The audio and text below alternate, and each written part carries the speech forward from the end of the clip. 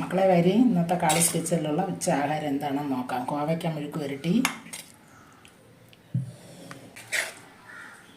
അവിയൽ,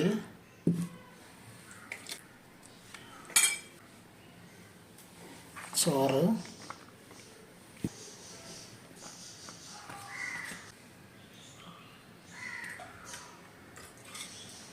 പാരമീൻ കറി,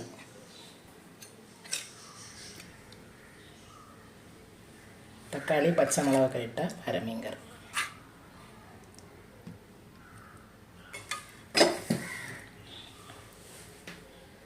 രസം,